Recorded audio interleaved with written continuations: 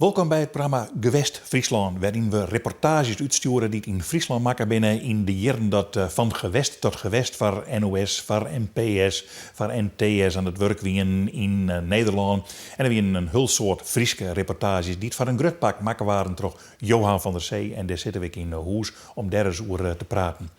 Jo, ik maar eigenlijk eerst zeggen, wat ik altijd vind in die hele lange lijst van reportages over Friesland, altijd eilanden.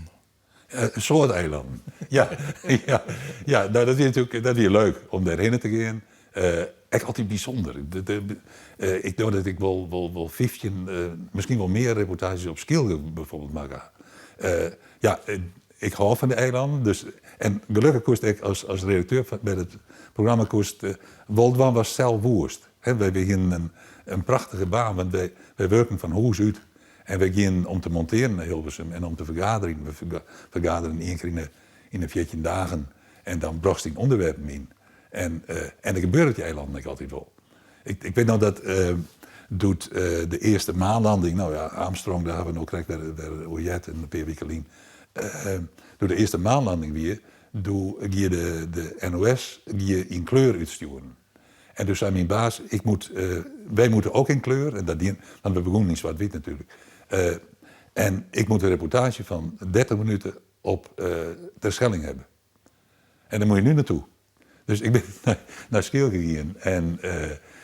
En ja, wat dorst dan? Ik ben aan de ene kant begonnen op het Bosplaat. En toen ben we bij de Brandaris ben we eigen. Dus het eilandoer. En 2 cameramessen, kleurspecialisten, dat in het begin van kleur zeiden ze, nou die cameraman kent het wel en die net, wat al hier onzin weer, maar dat weer een van de eerste kleurenreportages die wij maken. Want dat moest omdat de omroep doel in kleur uitstuurde. Dus je nou naar een orenreportage die gaat over dammen naar Ameland. Ja. Maar ik vind het heel frappant dat Jim die reportage maken. We zullen direct zien later, maar want je maakt toch geen nice reportages? Nee, maar in dit geval wel, denk ik. Kaimper Sikkema, eerst bij de Liate Kranten, later zakelijk directeur van de Friese Academie, zit in een commissie die mijn voorganger adviseerde wat voor onderwerpen we maken moesten. En hij had echt mij de plan van die dam op een hispel gebracht, nevens mij. En ik denk dat die zijn had dermast een programma-formatie. Een van de gevolgen daarvan had het ontstaan van de watervereniging best. Maar dan zeggen we misschien, waarom had die watercommissie ontstien, had we zo'n een reportage over dammen naar Ameland.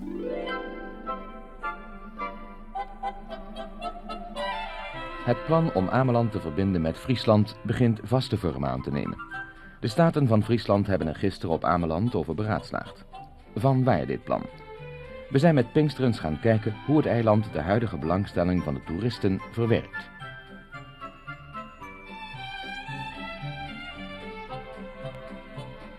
Aan de plaatskaartenbureaus bij Holbert staan de mensen met honderden te wachten om te worden overgezet.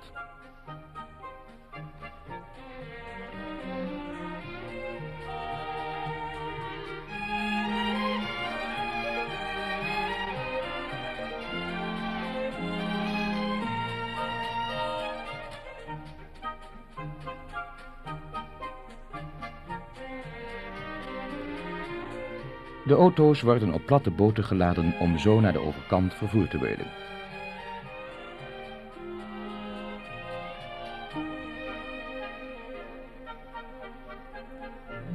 Het eerste schip is vol, heel vol, als het de haven verlaat voor een tocht van ruim 1 uur over de Waddenzee.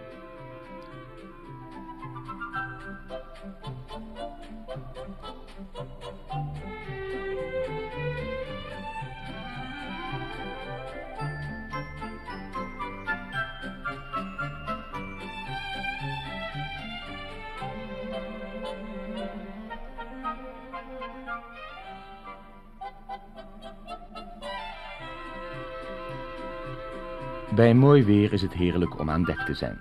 Te kijken, te praten. Te snoepen of te dromen.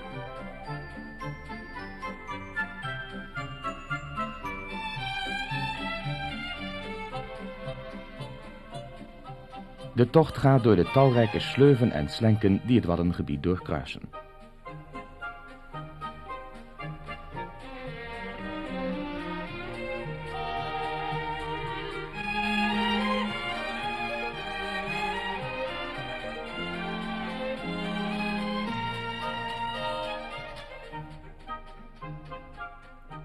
Na een uur komt de wal in zicht en even later meren de boten aan.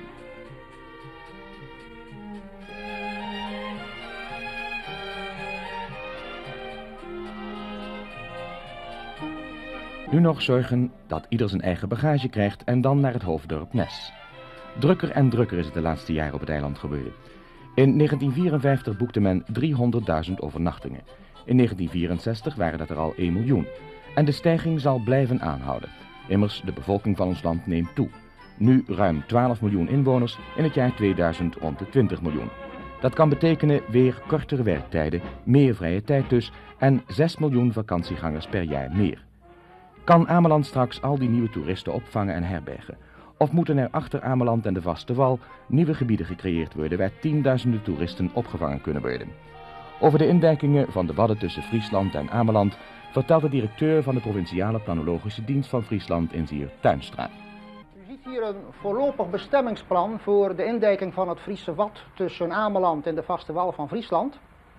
De eerste aanleiding tot deze plannen is wel gelegen in de omstandigheid dat de Deltawet is aangenomen sinds 1953, toen daar de stormvloed in Zuidwest-Nederland een onvoorstelbare ramp heeft teweeggebracht.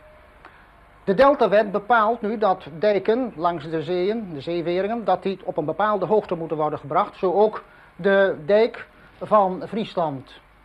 En in de ontwikkeling van die plannen, waarbij men nu met de plannen is genaderd tot Zwarte Haan, is de gedachte gerezen om in plaats van de verhoging van de dijk van Zwarte Haan tot Ternaat 2 dijken te maken van de Vaste Wal naar het eiland Ameland, waarbij dus een bepaalde besparing zal kunnen worden gemaakt, omdat in plaats van deze afstand Zwarte Haan Ternaat en ook de dijk ten zuiden van Ameland daarvoor in de plaats kunnen worden aangelegd 2 dijken tussen de Vaste Wal en het eiland. Daarbij zijn andere voordelen ook in het geding, omdat daarmee niet alleen een grote ruimte wordt gewonnen, maar onder andere ook de verziltingsproblemen te lijf worden gegaan. En ook zijn dan straks mogelijkheden aanwezig voor het maken van betere verkeersverbindingen met het eiland. De stormachtige ontwikkeling van de recreatie en het gebruik voor de recreatie van de eilanden heeft wel gemaakt dat op het ogenblik de problemen ons boven het hoofd zullen gaan groeien.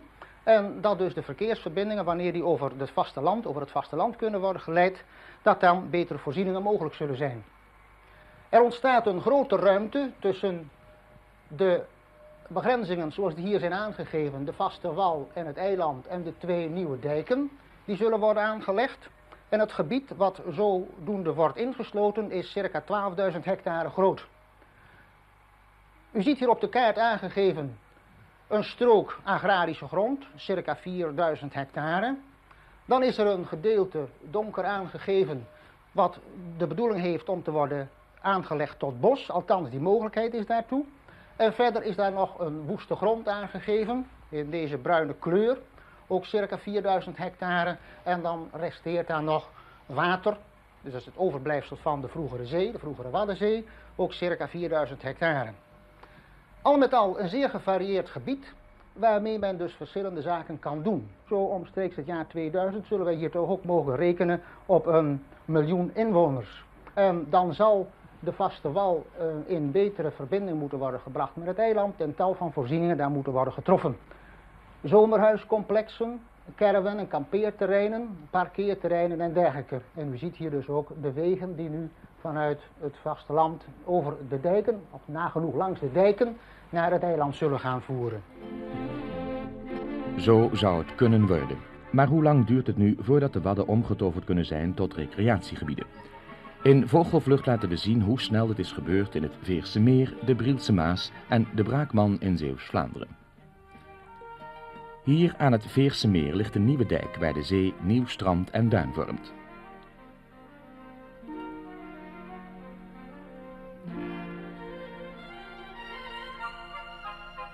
Het Veerse Meer werd in 1961 van de zee afgesloten.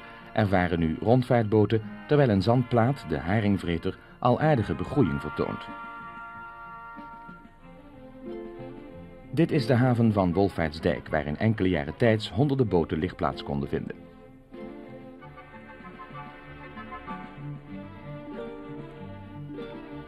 Kortgene aan de overkant heeft ook een haven gekregen voor honderden grote en kleine boten. De Brielse Maas is in 1950 afgesloten. Ook hier een stormachtige ontwikkeling langs de oevers van de voormalige zeearm.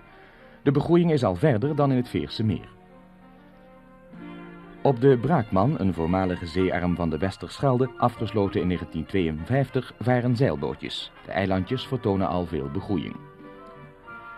Op het Schiereiland staan bungalows en caravans tussen bomen die 3 tot 5 meter hoog zijn.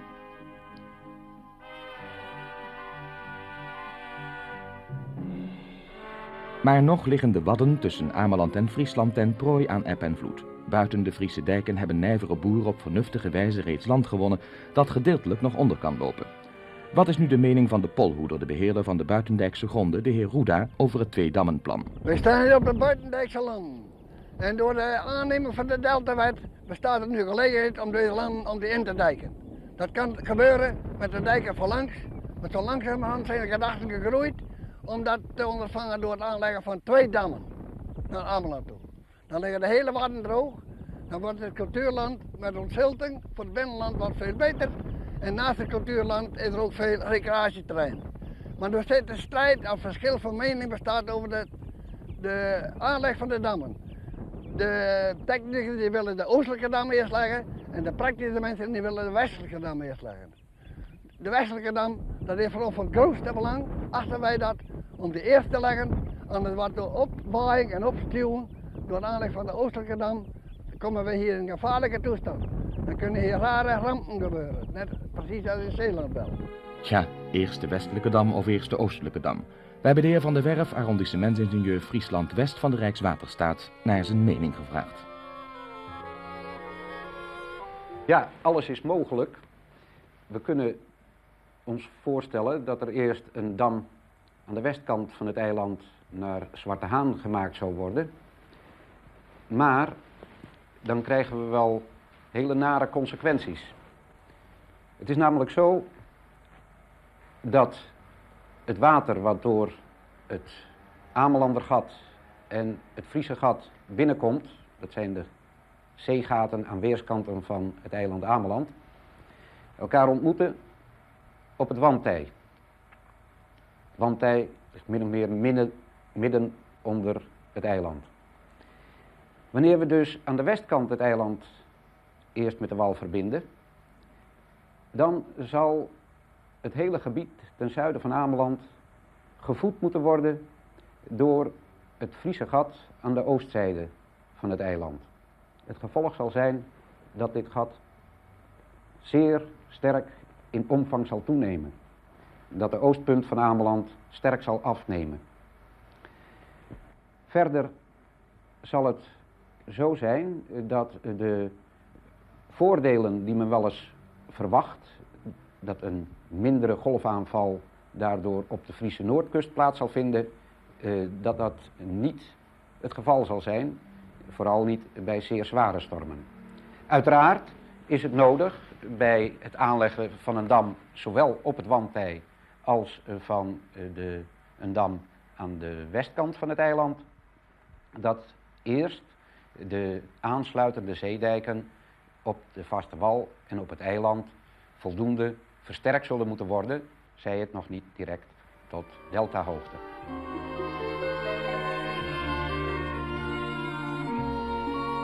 Hoe groot de toeristenstroom ook mag zijn, eenmaal op het eiland lijkt ze ongemerkt in het wijde landschap en de dorpjes te verdwijnen. De mensen die achter deze oude gevels wonen, moeten met hun tijd mee.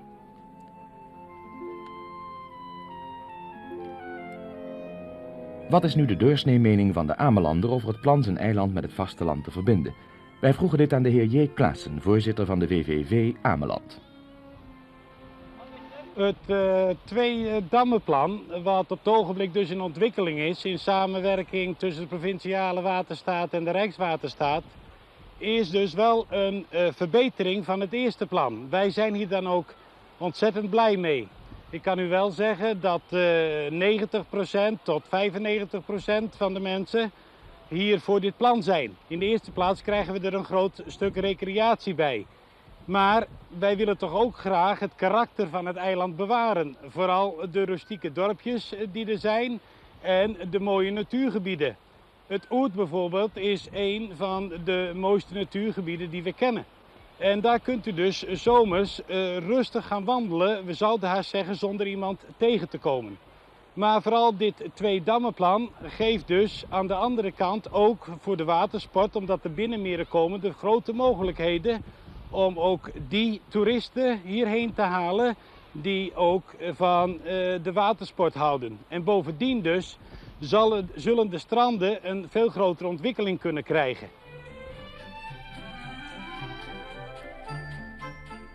Nieuwe ruimten op de wadden achter Ameland, maar op Ameland de rust van het Oert, de oude dorpjes, het brede strand en de eeuwige rolling van de Noordzee. Opvallend in deze reportage uit 1964 hoe het dammenplan naar Ameland is dat al die mensen, Johan van der Zee, net interviewd waren. Nee. Die stien net maar wat. Die stonden daar en die moesten haar eigen verhaal vertellen. En de redacteur in kwestie mocht geen vragen stellen. Waar wie de redacteur in kwestie? Ik denk dat het Gerard Oskamp was. Dat was een hele bijzondere man. Dat was een vriend van mijn eerste baas. Die hier nog wat troffen in de jury van de Prix de Joke. En Oskamp die hier directeur van de VVV in Zeeland was, maar ook benzinepomp bediende en badmeester en later directeur van het VVV op Texel, daar wennen direct. Hij is skier. En ze nemen in Friesland de baron van de Rono, wil ze maar de Rono heel dan niet te maken hier. Maar Os van de Nos, waar dat ik wel neemt, hij kwam in Knikkenbokken en hier een lange leren jas aan. Ze hebben bij de NOS of bij de NTS, weet ik niet meer, een keer een persiflage op hem maken. En daar spelen Henk ter Lingen, die spelen Oskamp. Hij had altijd een piep aan. Hij wist van film en journalistiek, net zijn soort. Zei ze in de cameraman, krijg ik het wel aan elkaar? Kan ik het wel monteren? Wie al je film, hè? En het is in de kutter, de filmkutter. Je moet het mooi voor me maken, jongen. En nou ja, zag je Oskamp jarenlang eerst door Friesland, letter doet ik aan, trok Gelderland. Ja.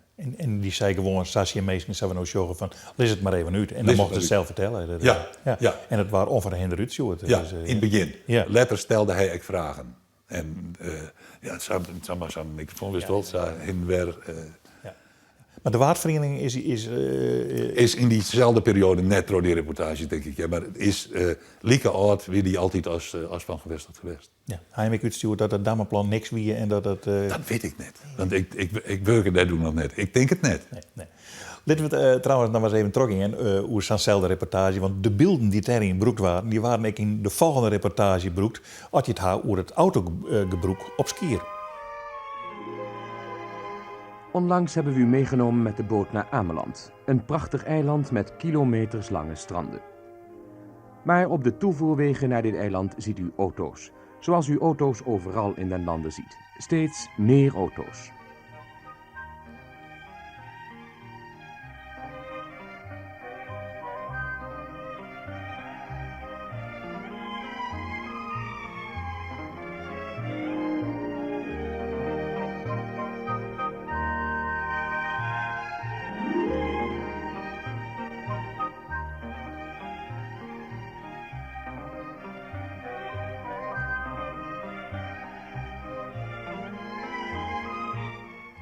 Maar er zijn nog gebieden in ons land waar geen, of liever gezegd praktisch geen auto's rijden. Dat zien we onder meer op Vlieland en op Schiermonnikoog, ons noordelijkst Waddeneiland. In Oost-Mahorn blijven de auto's staan, terwijl de passagiers aan boord van de boot gaan.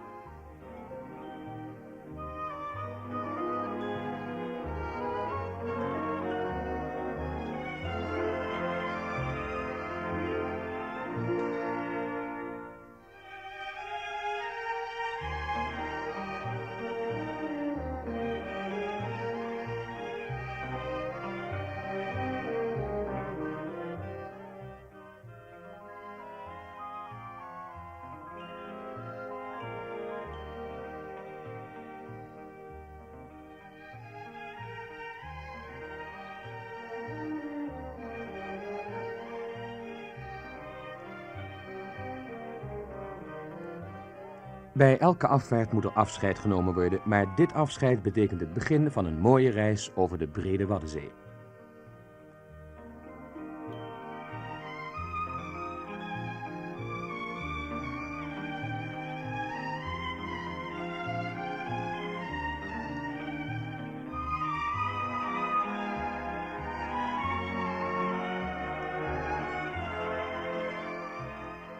Geen auto's aan boord, maar wel veel bagage die anders in de auto's meegenomen zou zijn.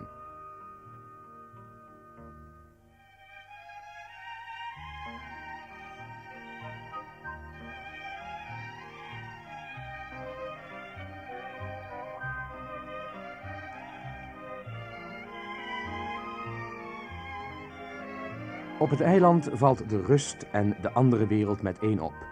We zien alleen wat fietsers of wandelaars en fietsers die zich niet zoveel van elkaar aantrekken.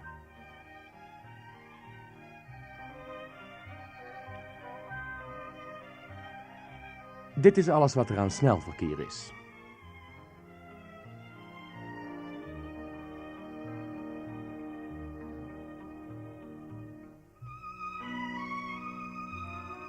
Schiermonnikoog, eiland zonder auto's, maar wel een eiland met tweewielers die overal te huur zijn. Burgemeester Oosterhuis weet er meer van. Waarom willen wij hier op Schiermonnikoog geen auto's hebben? Die vraag die zou ik met een wedervraag kunnen beantwoorden.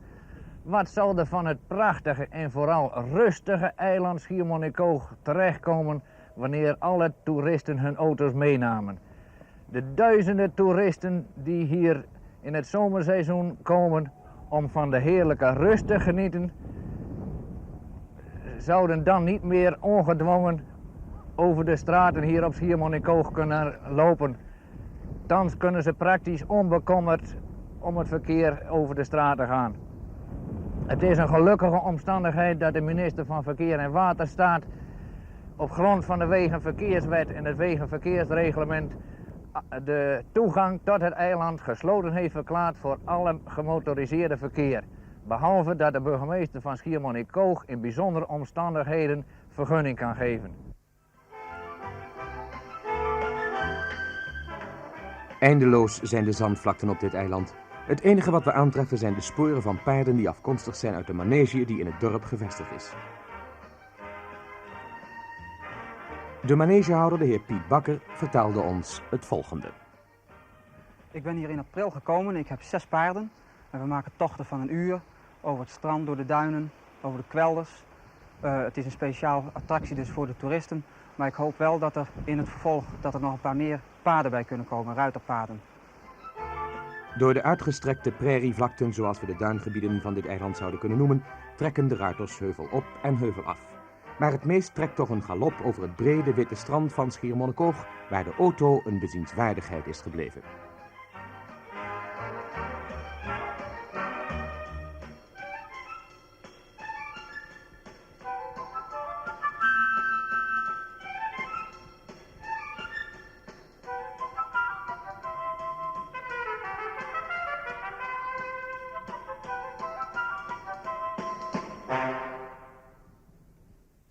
En ons zag hier deze reportage uit 1964 van het programma Van Gewest tot Gewest, oer Schiermonnikoog. In Gewest-Friesland zou je hem takkenwieken weer meer van dat soort reportages, misschien ook wel van orenplakken uit Friesland, laat weten.